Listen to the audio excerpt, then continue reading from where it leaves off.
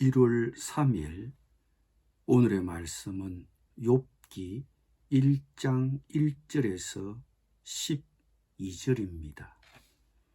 우스 땅에 욥이라 불리는 사람이 있었는데 그 사람은 온전하고 정직하여 하나님을 경외하며 악에서 떠난 자더라. 그에게 아들 7과 딸 3이 태어나니라. 그의 소유물은 양이 7,000마리요, 낙타가 3,000마리요, 소가 500겨리요, 암나귀가 500마리이며 종도 많이 있었으니 이 사람은 동방 사람 중에 가장 훌륭한 자라. 그의 아들들이 자기 생일에 각각 자기의 집에서 잔치를 베풀고 그의 누이 3명도 청하여 함께 먹고 마시더라. 그들이 차례대로 잔치를 끝내면 욥이 그들을 불러다가 성결하게 하되 아침에 일어나서 그들의 명수대로 번제를 드렸으니 이는 욥이 말하기를 혹시 내 아들들이 죄를 범하여 마음으로 하나님을 욕되게 하였을까 함이라.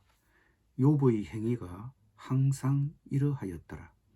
하루는 하나님의 아들들이 와서 여호와 앞에 섰고 사탄도 그들 가운데에 온지라. 여호와께서 사탄에게 이르시되 내가 어디서 왔느냐? 사탄이 여호와께 대답하여 이르되 땅을 두루돌아 여기저기 다녀왔나이다. 여호와께서 사탄에게 이르시되 내가 내 종 욥을 주의하여 보았느냐? 그와 같이 온전하고 정직하여 하나님을 경외하며 악에서 떠난 자는 세상에 없느니라. 사탄이 여호와께 대답하여 이르되 욥이 어찌 까닭 없이 하나님을 경외하리이까? 주께서 그와 그의 집과 그의 모든 소유물을 울타리로 두르심 때문이 아니니까? 주께서 그의 손으로 하는 바를 복되게 하사 그의 소유물이 땅에 넘치게 하셨음이니이다. 이제 주의 손을 펴서 그의 모든 소유물을 치소서. 그리하시면 틀림없이 주를 향하여 욕하지 않겠나이까?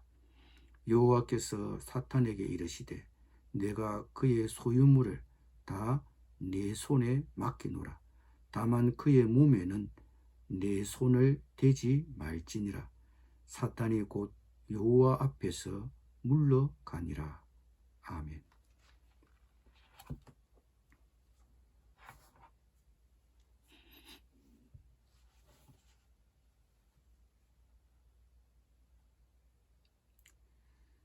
욥기를 살펴보기 전에 두 가지를 짚고 넘어가야 합니다. 첫째, 욥기는 매우 긴 책입니다. 모두 42장입니다. 하나님이 매우 긴 책을 우리에게 주셨습니다. 여기에는 이유가 있습니다. 욥기는 중간에 욥과 친구들의 끝없는 논쟁이 나옵니다. 따라서 이 부분을 하나로 묶어본다면 세 편의 짧은 설교로도 충분할 것 같아 보입니다. 그러나 하나님은 우리에게 42장을 주셨습니다. 왜 그러셨습니까? 첫째, 고난이 무엇인가? 하나님이 어디 계시는가? 하나님이 왜 이러시는가? 하는 물음은 간단히 답할 수 없기 때문입니다. 따라서 욥기는 핵심만 뽑아낼 수 있는 책이 아닙니다. 매우 천천히 아주 오래 계속되는 이야기입니다. 왜 그런가요? 슬픔에서 즉시 빠져나오는 길도 없고 아픔을 빨리 치료하는 길도 없기 때문입니다. 욥기가 긴 것도 비슷한 이유입니다. 아픔을 치료하는 데는 오랜 시간이 걸립니다. 둘째, 욥기는 95%가 시입니다. 우리 한글 성경은 욥기 전체가 산문으로 보일지 모르지만 단지 1, 2장과 마지막 42장 일부만 산문입니다. 1, 2장을 제외한 대부분이 시라고 보면 됩니다. 그러면 이 사실이 왜 중요합니까? 시는 산문과 다른 방식으로 말합니다. 따라서 우리도 욥기를 산문과 달리 시로 읽어야 합니다. 시는 산문과 다른 방식으로 우리의 가슴을 만지고 움직이며 뒤흔듭니다. 욥기에는 감성을 자극하는 부분과 지성을 자극하는 부분이 섞여 있습니다. 시는 우리 전인을 향해 말합니다. 즉 시는 잘 정돈된 명제나 깔끔하게 잘 손질된 답변으로 요약되지는 않습니다. 시 한 편을 직설적인 문장 하나로 요약할 수 없습니다. 따라서 우리는 욥기를 읽을 때 깔끔하게 핵심을 찾고 끝냈다고 생각할 수 없습니다. 그러므로 우리는 욥기라는 장편시에 푹 잠겨야 하고 우리의 감성이나 의지나 감각과 씨름해야 합니다. 욥기를 소리내어 읽어보고 욥기를 읽으며 생각에 잠기고 깊이 묵상하다 보면 우리의 믿음이 깊어지고 우리의 감성의 색채가 풍성해질 것입니다. 욥기는 크게 세 부분으로 나뉩니다. 첫째 부분 1장 1절에서 2장 10절은 먼저 욥을 소개하고 욥에게 무슨 일이 일어났는지를 들려줍니다. 둘째 부분은 2장 11절부터 31장 40절인데 욥과 세 친구의 긴 논쟁입니다. 그리고 셋째 부분은 32장 1절에서 42장 6절인데 엘리후의 대답과 하나님의 답변과 욥의 반응을 들려줍니다. 욥기는 한 사람이 있었다로 시작합니다. 욥기는 욥이라는 한 사람의 이야기입니다. 욥기는 욥 한 사람에게 초점을 맞춥니다. 따라서 욥기는 실제로 욥의 책입니다. 저자는 욥을 온전하고 정직하여 하나님을 경외하며 악에서 떠난 자라고 소개합니다. 욥은 성품이 진실하고 대인관계가 정직하며 예배 생활이 경건하고 날마다 회개하며 악에서 떠나는 게 몸에 배어있는 진정한 신자였습니다.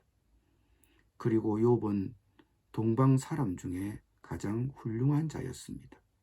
그의 자식들은 그의 하살통에 가득했습니다. 아들이 7에 딸이 3이었습니다. 자식의 복을 받았습니다. 그리고 그는 거부였습니다. 가축이 많았고 곡물도 재배했던 것 같습니다. 그는 동방의 민족들 사이에서 가장 훌륭했습니다. 이런 훌륭함은 그의 인격적, 도덕적, 종교적 경건이 낳은 자연스러운 결과였을 것입니다. 그런 그에게 걱정이 있었습니다. 겉으로는 모든 것이 행복했지만 그의 마음에는 깊은 걱정과 염려가 있었습니다. 욥은 가족 모임이 끝날 때마다 종교의식을 행했습니다. 형제나 자식들에게 다른 것이 끼어들어 주의를 흩뜨려 놓기 전에 자녀들을 불러 모아 종교의식을 행했습니다. 욥은 왜 잔치 때마다 이렇게 종교의식을 드리길 고집했을까요? 욥이 이렇게 생각했기 때문입니다. 혹시 자식들이 죄를 범하여 마음으로 하나님을 욕되게 하였을까 하고 그가 생각했기 때문입니다. 매년 욥은 자녀들의 마음에 있을지 모를 모든 은밀한 죄를 위해 희생제사를 드렸습니다. 욥의 행위가 항상 이러했습니다. 욥의 가족은 행복하고 번영한 복을 받은 가정입니다. 그런 하나님의 복을 받은 사람들이 하나님을 찬양하고 높이는 것 외에 다른 것을 하려 했겠습니까? 그러나 그럴 가능성은 있습니다. 그래서 욥은 가족 모임이 끝날 때마다 자식의 명수대로 번제를 드렸습니다. 인간의 마음에는 어두운 구석이 있으며 욥도 그것을 압니다. 인간이 본성적으로 하나님을 하나님으로 높이지 않거나 하나님께 하지 않을 수 있다는 것을 그는 알았습니다. 그래서 그는 혹시라도 있을 자식들의 마음의 죄를 덮기 위해 희생제사를 드렸습니다. 오늘날 우리들에게도 이런 기도가 필요합니다. 자녀들이 건강하게 성장하도록 하나님께 자녀들을 용서해 달라고 기도하는 시간이 매일 우리 부모에게 필요합니다.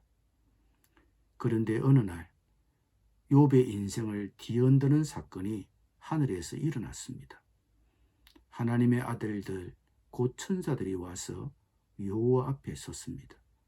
그 천상회의에 사탄이라는 원수도 왔습니다. 하나님과 사탄 사이에 대화가 오갔습니다. 하나님은 인간 세상을 둘러보았을 사탄에게 질문하며 욥이 어떠하냐고 질문했습니다. 하나님은 그가 더없이 진실하고 경건하다며 욥을 칭찬했습니다. 그러나 사탄의 생각은 달랐습니다. 사탄은 욥이 어찌 까닭없이 경건했겠느냐고 하나님에게 반문했습니다. 욥이 하나님을 경외하는 것처럼 보이지만 실은 하나님이 욥의 울타리가 되어 욥의 모든 소유를 지켜주셨기 때문이라고 사탄은 반박합니다. 경건해서 욥처럼 잘 된다고 하면 누가 욥처럼 하나님을 공경하지 않겠느냐는 것이 사탄의 주장인 것입니다. 그래서 사탄은 주장합니다. 욥을 치십시오. 그가 누리는 번영을 제거하십시오. 그러면 욥이 하나님을 욕할 것입니다. 그럼에도 욥이 하나님을 욕하지 않으면 제 손에 장을 지지겠습니다. 욥의 경건이 참인지 사탄은 확인해 보자는 것입니다. 그래도 그가 여전히 하나님을 공경한다면 욥의 경건을 인정하겠다는 것입니다. 그러나 욥은 그러지 않을 것이라는 것이 사탄의 논리입니다. 이런 사탄의 주장은 공격적이고 악의적일지라도 그의 주장은 흠이 없어 보입니다. 마치 사탄은 하나님께 내기를 제안하고 있는 것 같습니다. 욥이라는 신자가 진짜인지 시험을 통해 검증해 보자고 사탄이 하나님께 도전하고 있습니다. 사탄은 많은 사람이 하나님을 믿는 이유를 정확히 분석했습니다. 역경은 이런 피상적인 믿음을 무너뜨립니다. 역경은 신자들이 폭풍우를 견디기 위해 하나님께 더 깊이 뿌리 내리게 함으로써 진정한 믿음을 더 강하게 합니다. 우리의 믿음은 얼마나 깊습니까? 어떤 폭풍우도 견딜 수 있도록 하나님께 믿음의 뿌리를 깊게 내리십시오.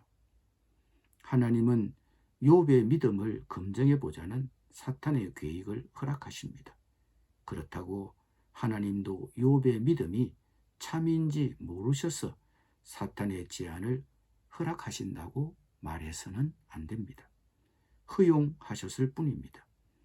하나님과 사탄의 이 대화는 하나님에 관해 중요한 사실을 알려줍니다.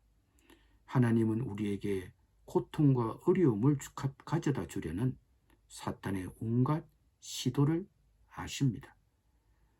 우리에게 고통을 허락하시는 하나님의 그 뜻을 우리는 다 알 수도 이해할 수도 없습니다. 그러나 하나님은 고통을 허락하시지만 언제나 긍휼도 베푸십니다. 기도드립니다.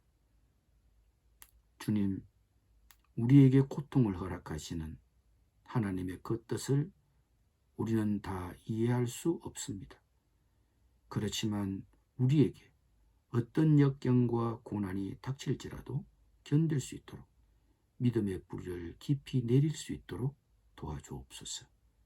예수님의 이름으로 기도드립니다.